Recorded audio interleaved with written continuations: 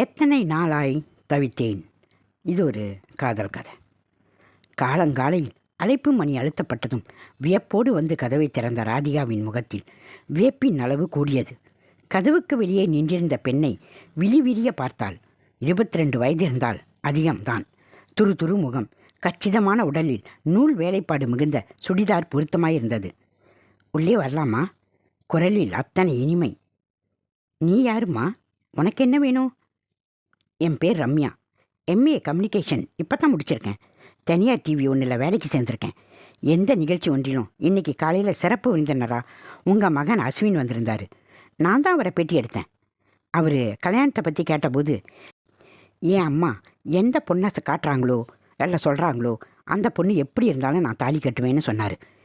இந்த காலத்தில் இப்படி ஒரு பிள்ளையான்னு எனக்கு ரொம்ப ஆச்சரியமாக இருந்தது. உடனே அவங்க அம்மாவை பார்க்கணும்னு எனக்கு தோணுச்சு. அதான் வந்திருக்கேன். நீங்கள் தான் அவங்க அம்மான்னு நினைக்கிறேன், சரியா? ராதிகாவுக்கு சட்டென அவளை அடையாளம் தெரிந்தது. டிவி ஒளிபரப்பில் அஸ்வினை பேட்டி கண்ட அதே பெண்தான். நேரில் இன்னும் கூட அழகாக இருந்தாள். பேட்டி எப்படி இருந்ததுன்னு சொல்ல மாட்டீங்களா? உண்மையை சொல்லணும்னா சுமார் தான். என் பையனை பற்றி இன்னும் நிறைய விஷயங்கள் வெளிப்படுத்தியிருக்கான். அதுக்கு என்ன, இன்னொரு முறை வேறொரு நிகழ்ச்சியில் கூப்பிட்டுட்டா போச்சு. வேற என்ன என்பது போல் அவளை பார்த்தாள் ராதிகா. ஆன்ட்டி, உங்ககிட்ட ஒரு விஷயம் கேட்கணும். என்ன? என்ன உங்களுக்கு பிடிச்சிருக்கா? எதுக்காக கேட்குற? உங்களுக்கு என்னை பிடிச்சா உங்கள் பிள்ளைக்கும் என்னை பிடிக்கும் இல்லையா? அதான். ராதிகா தன் அதிர்ச்சியை மறைத்து கொண்டு அவளை உற்று பார்த்தாள். ஷாக்கா இருக்கா ஆண்டி? என்ன பொண்ணு இவ அப்படின்னு யோசிக்கிறீங்களா? ஆனால் நான் இப்படி தான் ஆண்டி. எதையுமே வெளிப்படையாக பளிச்சுன்னு பேசத்தான் எனக்கு பிடிக்கும். எனக்கு உங்கள் பிள்ளைய பிடிச்சிருக்கு. அவருடைய கொள்கையும் ரொம்ப பிடிச்சிருக்கு. உங்களுக்கு என்ன பிடிச்சிருக்கான்னு சொன்னால் என் காதலை நான் உடனே அவர்கிட்ட சொல்லிவிடுவேன். ராதிகா மௌனமாக அவளையே பார்த்தாள். நான் யாருன்னு தெரியாது, என் குடும்பம் எப்படிப்பட்டதுன்னு தெரியாது, எதுவுமே தெரியாமல் என்னை எப்படி பிடிச்சிருக்குன்னு சொல்ல முடியும்? அப்படி தானே நீங்கள் நினைக்கிறீங்க? சொல்கிறேன். எங்கள் அப்பா எக்ஸ் மினிஸ்டர். ஏகப்பட்ட ஊழல், ஊரை கொள்ளையடிச்சு ஏகப்பட்ட சொத்து இருக்குது. எனக்கு அவரை அப்பான்னு சொல்லிக்க பிடிக்கல. அப்பா பொண்ணுன்ற உறவை ரத்து செஞ்சுட்டு சட்டப்பூர்வமாக அவர்கிட்டேருந்து விடுதலை வாங்கி தரும்படி கோர்ட்டில் கேஸ் போட்டிருக்கேன். கேஸ் நடந்துக்கிட்டு இருக்கு. எங்கள் அம்மா அவரை விட்டு வரமாட்டாங்க. அதனால் அவங்களையும் வேண்டாம்னு முடிவு பண்ணிட்டேன். அண்ணா ஒருத்தன் அமெரிக்காவில் இருக்கான். கூடிய சீக்கிரம் இந்தியா வந்து அப்பாவோட அரசியல் வாரிசாக வந்துடுவேன்னு நினைக்கிறேன். ஸோ நான் இப்போ இருக்கிறது ஒரு அப்பார்ட்மெண்ட்டில் தனியாக, சுய சம்பாத்தியம். ஓரளவுக்கு சமையல் தெரியும். வேலை முடிஞ்சதும் வீடு. கரஸ்பாண்டனில் எம்பிஏ படிக்கிறதுனால நேரம் ஓடிடும். நோ பார்ட்டி, நோ ஊர் சுத்தல், எந்த ஒரு கெட்ட பழக்கமும் கிடையாது. எனக்கு தேவை இப்போது கொஞ்சம் கலப்படம் இல்லாத அன்பு மட்டும்தான். இனி என் வாழ்க்கை உங்கள் ஒரு வார்த்தையில் தான் இருக்காண்டி. ராதிகா அவளையே பார்த்தாள். ஒருவேளை நான் வேண்டாம்னு சொல்லிட்டா என்ன செய்வேன்? உங்களுக்கு என்னை பிடிக்கிற வரைக்கும் மாறிக்கிட்டே இருப்பேன். ஏதோ ஒரு வினாடியில் நிச்சயமாக உங்களுக்கு என்னை பிடிச்சிடும் இல்லையா? அந்த ஒரு நம்பிக்கை. அவசியமில்லை. நீ யாருக்காகவும் உன்னை மாற்றிக்க தேவையில்லை. அஸ்வின் தன் கல்யாணத்தை பற்றி சொன்னதை மறந்துடு. கல்யாணம் செய்திக்கிற ஐடியாவே அவங்ககிட்ட இல்லை.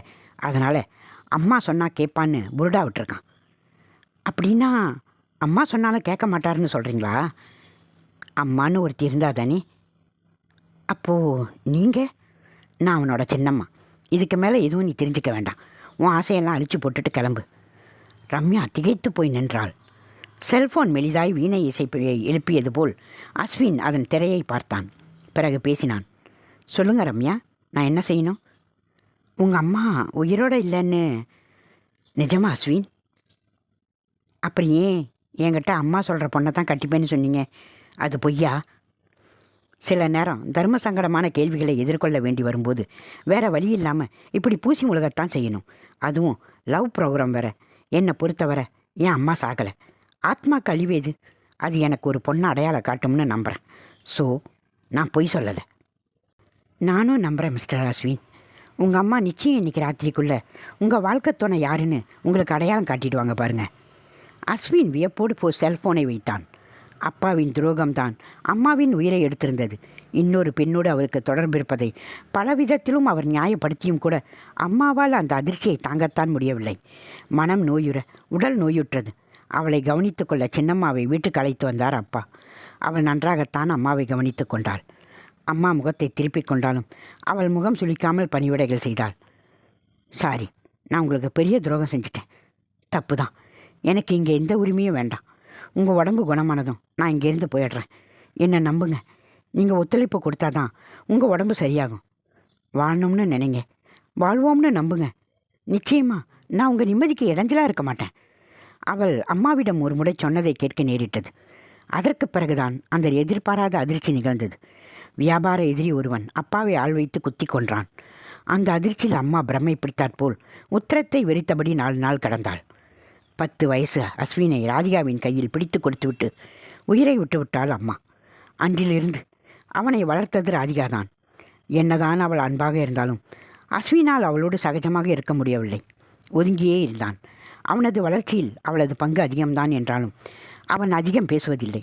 அது குறித்து வருத்தப்படுகிறாளா என்பது கூட அவனுக்கு தெரியாது. அம்மாவின் நிலையும் அப்பாவின் மரணமும் கண்டபின் அவனுக்கு கல்யாணம் என்கிற விஷயத்தில் ஈடுபாடே ஏற்படவில்லை. அது தேவை என்கிற எண்ணமும் ஏற்படவில்லை. திடீரென்று காலையில் திருமணம் குறித்து ரம்யா கேள்வி கேட்டதும் அவன் திகைத்துத்தான் போனான். அம்மா சொல்லும் பெண்ணைத்தான் கல்யாணம் செய்வேன் என்பது எவ்வித திட்டமும் இன்றி அவன் வாயிலிருந்து வெளிப்பட்ட பதில்.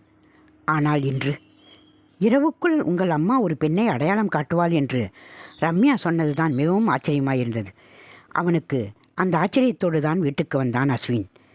களைப்பு தீர குளித்து உடை மாற்றி வரும்போது டைனிங் டேபிளில் இரவு உணவு தயாராக இருந்தது. பேட்டி நல்லா இருந்தது. சப்பாத்தியை வைத்தபடி சொன்னாள் ராதிகா. தேங்க்ஸ். தலை குனிந்தபடி சாப்பிட்டான். தேங்க்ஸ் நான் தான் சொல்லணும். அவள் சொல்ல அவன் ஏன் என்பது போல் நிமிர்ந்து பார்த்தான். உன் கல்யாணம் பற்றி நீ சொன்ன பதில்தான். நீ என்னை அம்மாவை தான் நினைக்கிறியான்னு தெரியாது. ஆனால் எனக்கு நீ தான் பிள்ளை. தப்போ சரியோ, ஆனால் உங்கள் அப்பா மேலே எனக்கு இருக்கும் காதல் நிஜம். இன்றைக்கி வர அது துளி கூட குறையல. நீ அவரோட பிள்ளை. என் மனசு முழுக்க உனக்கான அன்பு நிறைஞ்சிருக்கு. நீ சரின்னு சொன்னால் உனக்கு ஒரு நல்ல பெண்ணை நான் அடையாளம் காட்ட தயாராக இருக்கேன். அஸ்வின் அதிர்ச்சியோடு அவளை பார்த்தான். இது எனக்கு இன்னொரு சந்தர்ப்பம். அஸ்வின், நீ என் அம்மாவை தான் நினைக்கிறியா இல்லையான்னு தெரிஞ்சுக்க எனக்கும் ஆசையாக இருக்குது. உன் முடிவு எதுவாக இருந்தாலும் ஏற்றுக்கிற மனப்பக்குவம் எனக்கு இருக்குது. அதனால் உண்மையாக தான் உன்கிட்ட எதிர்பார்க்குறேன். அவன் தன் அறைக்கு வந்தான். தூக்கம் வரவில்லை. சின்னம்மா தூங்காமல் படித்து கொண்டிருந்தது ஆச்சரியமாக இருந்தது. எதிரில் அமர்ந்தான். யார் அந்த பொண்ணு? ராதிகாவின் முகம் மலர்ச்சியில் அவளது முழு அன்பும் தெரிந்தது. அவள் கண்களில் படர்ந்த நீரில் 1000 உணர்ச்சிகள். நாளைக்கு சாயங்காலம் காட்டுறேன். அவள் சிரித்தாள். மறுநாள் அஸ்வின் அலுவலக வேலையில் மூழ்கியிருந்தபோது கதவு தட்டி அனுமதி பெற்று உள்ளே வந்தாள் ரம்யா. என்ன இங்கேயே வந்துட்டீங்க?